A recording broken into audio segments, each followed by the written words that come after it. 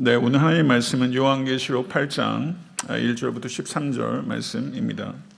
네, 교독하도록 하겠습니다. 제가 먼저 읽겠습니다. 일곱째 인을 떼실 때 하늘이 반시간쯤 고요하더니 내가 보매 하나님 앞에 일곱 천사가 서 있어 일곱 나팔을 받았더라.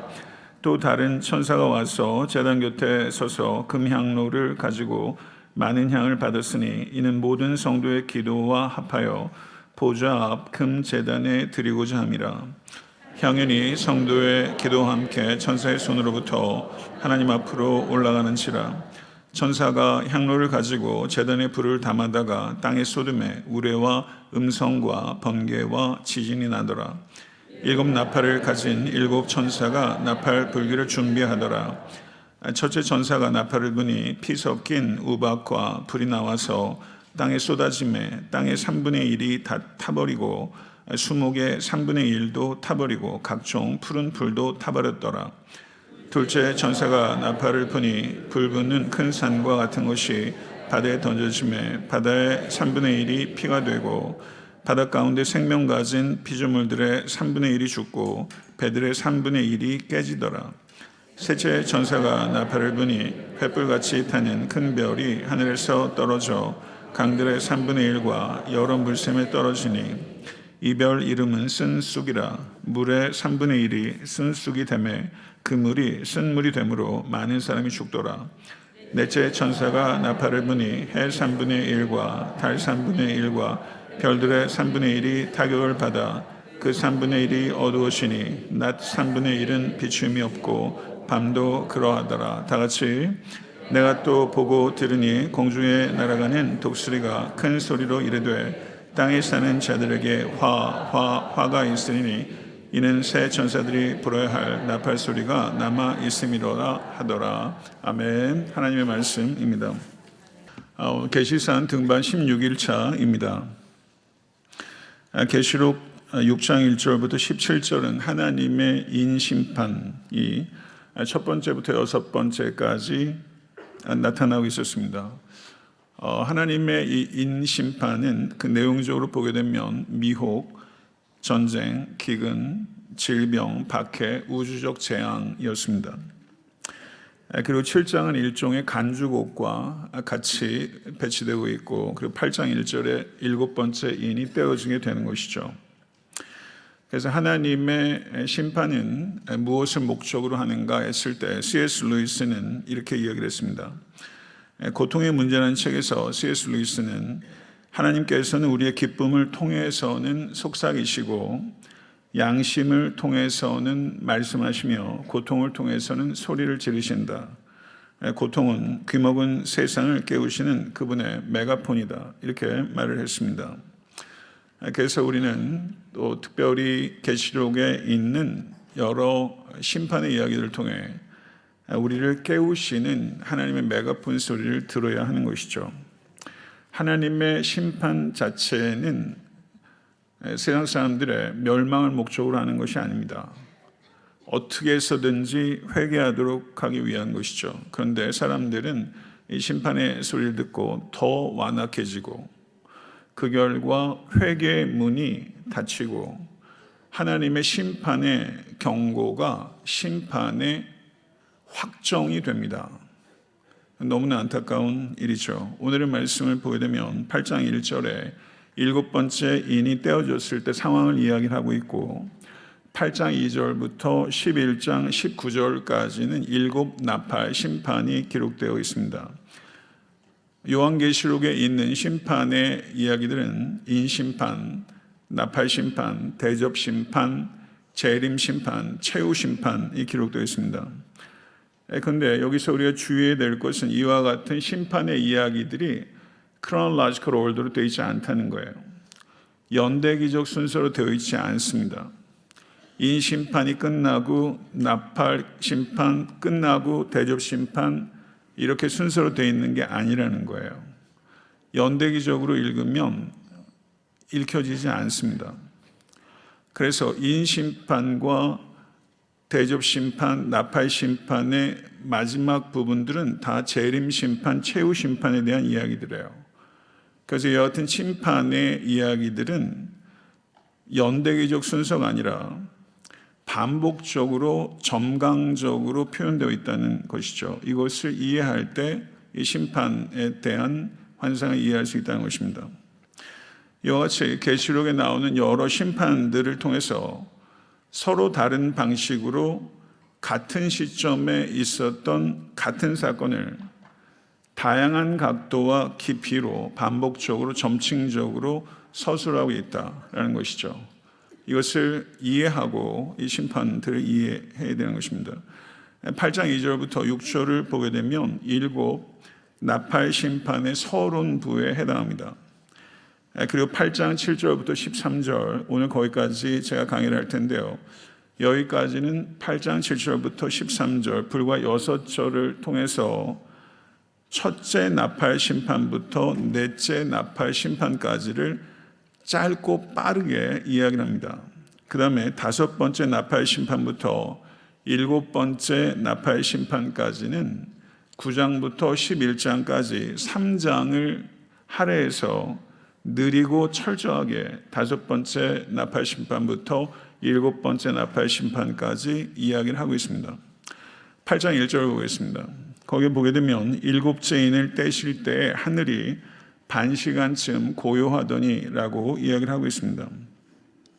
일곱 번째 심판 환상, 일곱 개의 하나님의 인 심판의 마무리는 고요함이었습니다. 7장에서는 경배 소리가 가득했고 8장에는 나팔 소리가 가득합니다. 그런데 경배 소리와 나팔 소리 사이에 고요함이 흐르는 것이죠. 그런데 여기에서 고요함이 어느 정도 있었냐면 반 시간쯤 고요했다는 것입니다. 여기서 반 시간쯤 고요했다는 것은 물리적인 시간의 길이를 이야기하는 것은 아닐 것입니다. 이때 있었던 고요함은 짧고 깊고 중한 침묵이라고 할 수 있죠. 우리 영혼에도 이런 시간이 필요하다는 것입니다. 짧고 깊고 중한 침묵이 우리의 영성에 필요하다는 것입니다. 이 침묵에 대해서 이 침묵이 뭐냐, 이 침묵의 목적이 무엇이냐 하는 것에 대해서 다양한 견해들이 있지만 이것을 저는 이렇게 생각합니다. 임박한 하나님의 심판에 대한 경외, 임박한 하나님의 심판에 대한 경외와 경외에서 비롯된 우리의 침묵과 성도의 기도에 집중하시는 경청에서 비롯된 하나님의 침묵, 우리의 침묵과 하나님의 침묵이 만난 결과가 반시간 즈음의 고요함이라고 할 수 있다는 것이죠. 임박한 하나님의 심판에 대한 환상을 봤을 때 사람들은 경외에서 비롯된 침묵을 갖게 되는 것이고 성도의 기도에 집중하시기 위해서 하나님께서는 경청하시기 위해서 침묵한다는 것입니다. 그래서 오늘 설교의 제목을 제가 이렇게 정했는데 한번 저를 따라해 보시죠. 침묵, 경외와 경청의 만남. 경외와 경청의 만남이라는 것이죠. 하나님에 대한 우리의 경외와 우리를 향한 하나님의 경청이 만나는 시간, 그 시간이 기도의 시간이라고 할 수 있죠. 너무나 소중한 시간입니다. 경외와 경청이 만나는 시간. 오늘 이 시간이 그런 시간이 되기를 간절히 소망합니다. 2절부터 6절을 보게 되면 나팔 심판의 서론에 해당하는데 그 2절을 보면 이렇게 이야기를 하고 있습니다. 내가 보매 하나님 앞에 일곱 천사가 서 있어 일곱 나팔을 받았더라 라고 이야기를 하고 있습니다. 여기에서 받았더라 라고 이야기를 하고 있는데 이것이 중요합니다. 여기에서 받았더라 라는 것은 능동태인데 실제 성경 원어는 수동태입니다. 그래서 영어 번역은 seven trumpets were given to them 이렇게 수동태로 언급되고 있습니다. 그러면 일곱 개의 나팔을 누가 주신 것입니까? 하나님께서 주신 것이죠. 이것을 통해서 우리가 알 수 있는 것은 하나님의 심판은 하나님의 부재의 증거가 아니라 하나님의 임재의 증거라는 것입니다. 하나님의 심판은 하나님의 임재의 증거라는 것이죠. 3절에는 다른 천사가 등장합니다. 그런데 그 천사의 역할은 성도의 기도를 하나님 앞으로 올리는 것입니다. 3절과 4절 말씀을 보겠습니다. 또 다른 천사가 와서 제단 곁에 서서 금향로를 가지고 많은 향을 받았으니 이는 모든 성도의 기도와 합하여 보좌 앞 금제단에 드리고자 함이라. 향연이 성도의 기도와 함께 천사의 손으로부터 하나님 앞으로 올라가는지라. 이렇게 이야기를 하고 있습니다. 천사는 기도의 전달자입니다. 성도의 기도는 절대 헛되게 땅에 떨어지지 않습니다. 성도의 기도는 금향로에 담기고 그리고 5장에는 금대접에 담긴다고 표현했습니다. 여러분의 기도는 보관되고 담겨서 천사에 의해서 보좌에 계신 하나님께 올려지고 있다는 것, 이거 진실로 믿으시 간절히 축원합니다. 성도의 기도는 상달되며 성도의 기도는 반드시 응답됩니다. 그래서 성도의 기도를 통해 하나님의 구원이 이 땅에 임하고 성도의 기도를 통해 하나님의 심판이 이 땅에 임하게 되는 것입니다. 이것을 진실로 믿으시기를 우리 예수께서 간절히 축원합니다. 이것을 정말 믿으면 기도하지 않을 수 없습니다. 이것을 정말 믿으면 우리는 책임 있게 기도하게 되는 것이죠. 저는 요한이 여기에서 환상을 통해 향을 따라서 올라가는 기도를 보면서 저는 분명히 요한이 자기의 기도를 생각했을 것 같아요. 이 사도 요한이 이때 나이가 대략 어느 정도 됐냐면 90세 전후 되는 사람입니다. 사도 요한이 예수님을 따르기 시작한 세월이 얼추 60년이에요. 사도 요한이 아마 예수님보다 조금 나이가 적었을 거예요. 얼추 60년을 예수님을 믿고 살았죠. 그런데 지금 사도 요한이 어디에 있습니까? pat모섬에 있어요. 사도 요한이 pat모섬에 있는데 사도 요한은 pat모섬 안에만 있는 게 아니에요. 어디에 있습니까? 성령 안에 있어요. 성령 안에 있어요. 저는 그런 생각을 해보게 됩니다. 사도 요한이 예수님을 처음 만났을 때 사도 요한의 기도와 pat모섬에 있는 사도 요한의 기도는 분명히 달라요. 60년의 세월 동에서 사도 요한의 기도는 어떻게 성장했을까? 이런 생각을 했고, pat모섬에 사도 요한이 유배당하고 있는 이 pat모섬이 사도 요한의 기도를 어떻게 만들었을까? 분명히 영향을 끼쳤을 거예요. pat모섬이 사도 요한의 기도에 정결함을 더 준 것이죠. 성도 여러분, 제가 예수님을 인격적으로 만난 게 제가 13살 때입니다. 저는 44년 동안 기도해 왔죠. 44년 동안 제 기도는 어떻게 성장했을까 하는 생각을 어저께 안 해볼 수가 없더라고요. 제 기도가 얼마나 더 맑아졌고 얼마나 깊어졌고 얼마나 더 강해졌을까 이런 생각을 안 해볼 수가 없어요. 여러분은 어떠세요? 여러분은 어떤 언어의 주인이세요? 사랑하는 성도들, 이 자리에 계신 모든 성도님들께서 슬기로운 언어의 주인 되시길 간절히 축원합니다. 그런데 여러분의 언어에서 가장 중요한 것은 여러분의 기도의 언어예요. 그럼 기도가 무엇입니까? 기도는 하나님께 초점을 맞추는 행위예요. 하나님께 초점을 맞춰요. 하나님께 초점을 맞추면 다른 모든 것들이 초점이 맞아져요. 근데 하나님께 초점을 맞추지 않으면 다른 모든 게 흩어져요.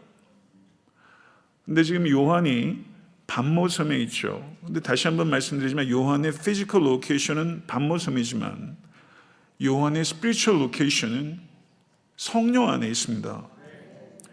pat모섬에 있는 요한은 무력한 존재예요. 그러나 성령 안에 있는 요한은 강력한 존재예요. 그럼 기도는 무엇인가? 기도는 무력한 개인과 전능하신 하나님을 묶어주는 끈이에요. 믿으십니까? 여러분 끈이 견고해질 수 간절히 축원합니다. 저는 요한의 평생의 가장 깊은 영혼의 샘에서 길어진 기도는 pat모섬의 기도라고 생각해요. 가장 정하고 가장 깊은 기도를 요한은 그의 인생의 제일 마지막 막바지에서 밤모섬에 드렸죠. 어떤 의미에서는 이 밤모섬에서 요한이 할 수 있는 건 기도밖에 없어요. 성도님들하고 제가 이야기를 하다 보면 목사님 기도밖에 할 게 없어요. 다 해본 거예요. 기도밖에 할 수 없어요. 그런데 저는 그게 절망의 소리로 들리지 않더라고요. 목사님 기도밖에 할 게 없어요. 그런데 기도밖에는 할 수 없는 그 시간이 참 위태롭게 느껴지지만 기도밖에 할 수 없는 시간을 통해서 우리는 위대하게 빚어져요. 그래서 기도밖에는 할 수 없는 무기력을 경험한다는 것 얼마나 필요하고 얼마나 소중한 시간인지 몰라요. 사랑하는 성도 여러분, 기도밖에 할 수 없는 그 시간을 통해서 사람은 빚어져요. 그 시간을 통과하지 않고 절대 리더가 되지 않아요. 절대 사람 꼴 되지 않습니다. 사랑하는 성도 여러분, 기도의 크기가 사람의 크기예요. 기도의 크기가. 기도의 깊이가 그 사람의 깊이예요. 사람은요, 절대 기도 이상 크지 않습니다. 기도만큼이 그 사람의 크기예요. 저는 우리가 큰 기도의 사람 되시길 간절히 축원합니다. 그러면 나머지는 다 따라와요. 따라와요. 5절을 보게 되면 이 기도에 대한 하늘의 반응이 기록되어 있는데 5절 한번 보시죠. 같이 한번 읽어볼까요? 천사가 향로를 가지고 제단에 불을 담아다가 땅에 쏟음에 우레와 음성과 번개와 지진이 나더라. 이렇게 말했죠. 땅에서 하늘로 올라갔던 기도가 엄청난 하늘의 위력을 머금고 땅으로 다시 돌아오는 거예요. 이게 기도예요. 엄청난 하늘의 위력을 가지고 땅으로 다시 되돌아와요. 우리의 기도가 그렇다는 거죠. 이것이 우리의 기도의 운명이에요. 하나님께서는 반드시 응답하십니다. 아멘. 정말 믿으시기 간절히 축원합니다. 지구는 여기 한번 보세요. 우레와 음성과 번개와 지진에 지구가 쪼롱쪼롱 울리는 거죠. 지구는 성도의 기도로 흔들립니다. 지구는 성도의 기도로 흔들려요. 아멘. 이것을 정말 믿으시기 간절히 축원합니다. 저는 그 지진이 여기서부터 지금 일어나고 있다고 생각해요. 우리가 예상하지 못한, 우리가 계획하지 않은 하나님의 일은 인간의 계획을 통해서 되는 것이 아니라 하나님의 주권을 통해서 항상 이루어져요. 저는 그 일이 우리 교회에 일어나기를 원해요. 기다려요. 부흥은 우리가 만드는 것이 아니라 부흥을 기다려요. 하나님께서는 부흥을 갈망하는 사람을 기다리십니다. 저는 우리가 그 부흥을 갈망하는 것이 이렇게 표현되고 있다고 생각해요. 제가 우리 아이들하고 이렇게 얘기를 하다 보면 뭐라고 해요. 그럼 제가 뭘 이렇게 하고 있을 때 많고 이렇게 셀로폰도 이렇게 보고 있으면 애들이 좀 느낌이 싸한가 봐요. 아빠 들어? 저한테 그래요. 아빠 들어? 안 듣는데? 이런 대화를 많이 해요. 안 듣는다는 거예요. 듣는데. 억울할 때도 있지만 실제 안 들을 때도 있거든요. 그래서 건성으로 듣고 안 들을 때도 있어요. 아이들 말에 생각보다 경청하지 않을 때가 있어요. 그런데 하나님께서는요, 경청하세요. 하나님께서 우리에게 말씀을 하신다는 거, 그렇죠. 우리는 말씀하신 하나님이 우리 하나님이세요. 하나님께서 우리에게 말씀하신다는 거 너무너무 놀라운 일이에요. 그런데 더 놀라운 것은 하나님께서 우리의 말을 들으신다는 거예요. 이게 너무너무 놀라운 거예요. 하나님께서 우리의 말을 들으세요.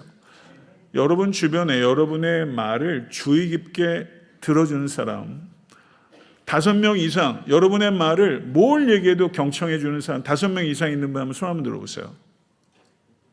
5명 이상. 그러세요? 3명 이상. 내 말을 적어도 그래? 3명 이상 들어준다. 1명은 있다.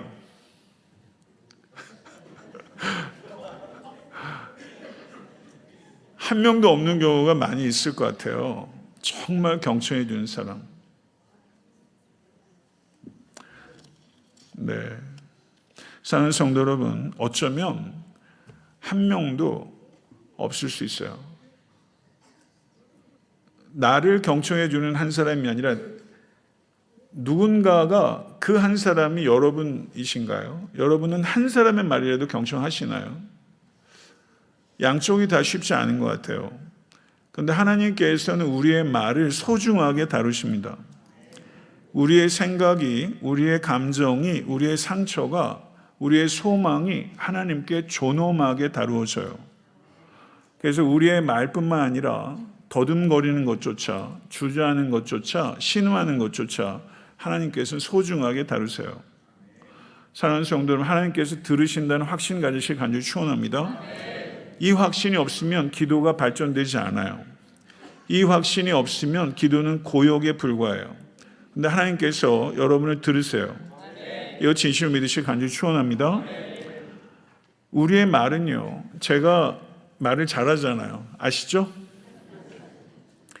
말이 왜 발전하는 줄 아세요? 여러분이 들어주시니까. 경청하는 사람이 없으면 말은 발전되지 않아요. 생각이 발전하지 않아요. 표현이 발전하지 않아요.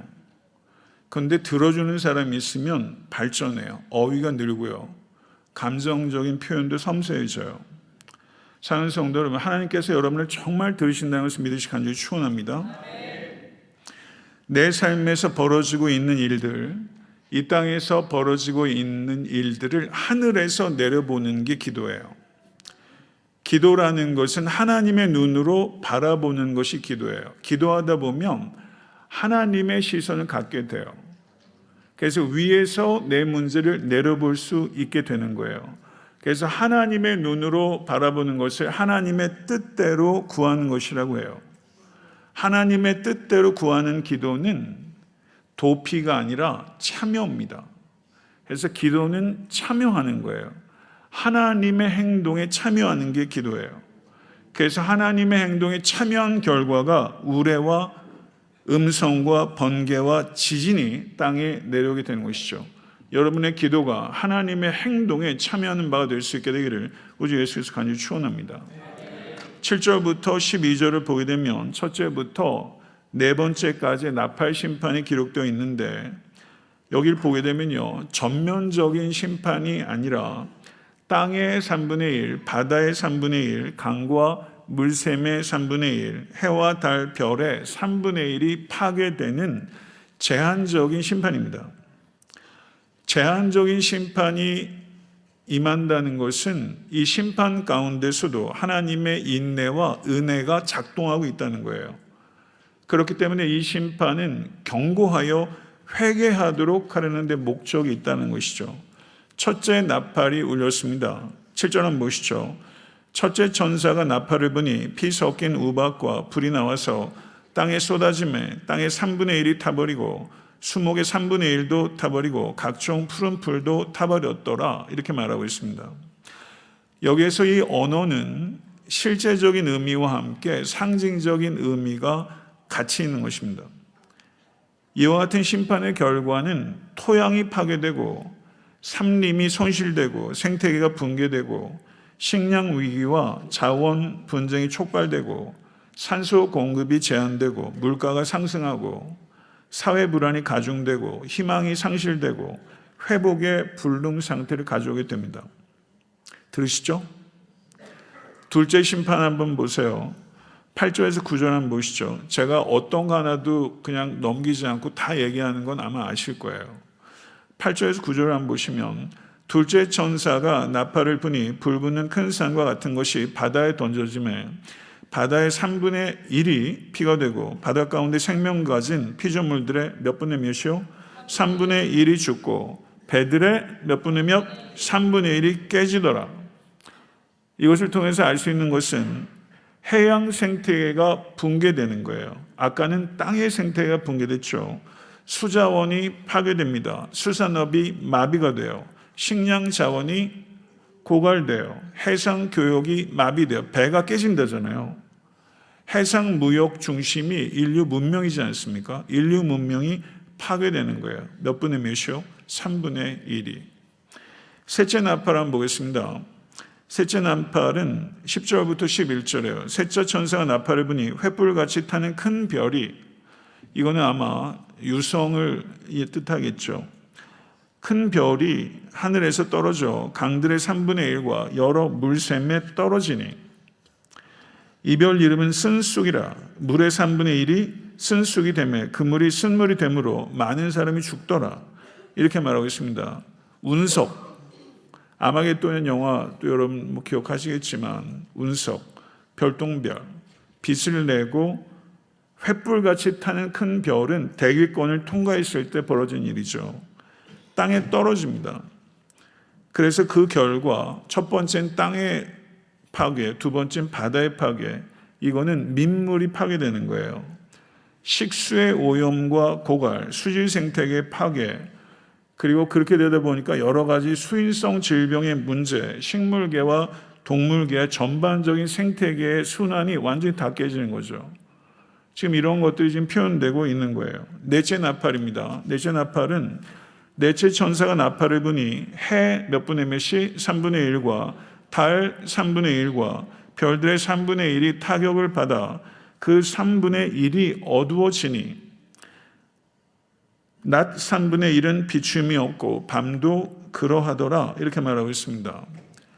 낮과 밤, 그리고 이런 별들이 혼란이 생겼어요. 시간 질서가 혼돈되고 계절의 주기가 혼돈을 일으키고 자연의 리듬이 파괴됩니다. 인간의 일상과 생체 리듬이 파괴돼요.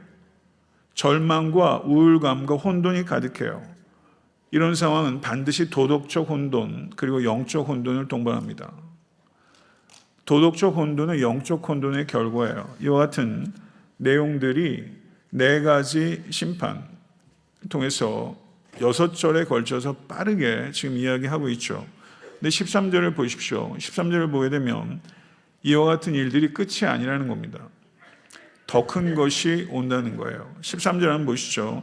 내가 또 보고 들으니 공중에 날아가는 독수리가 큰 소리로 이르되 땅에 사는 사람들에게 화가 있으리니 이는 새 천사들이 불어야 할 나팔 소리가 남아 있음이로다. 이렇게 이야기를 하고 있습니다. 13절은 일종의 전환이에요. 전환. 첫째부터 넷째까지의 심판들은 자연계와 인간의 문명에 대한 심판이었습니다. 그런데 다섯째부터 7번째 심판에는 직접적으로 인간의 육체, 인간의 마음, 인간의 영혼을 겨냥한 심판이 임하게 되는 거예요.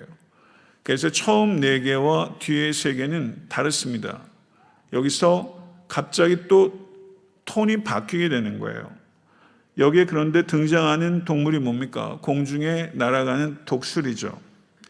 이 독수리는 아마도 천상의 천사를 이야기하는 것 같아요. 그런데 여기서 독수리라고 얘기하는 것은 독수리는 어떤 존재죠? 기민한 존재죠. 맹렬한 존재죠. 그래서 하나님의 심판이 그만큼 급박하게 엄중하게 임하게 될 것이라는 것이고, 땅에 사는 자들이라고 표현하고 있습니다. 땅에 사는 자들에게라는 것은 하나님을 거부하고 땅의 가치를 위해 사는 사람들에게는 화가 임하게 된다.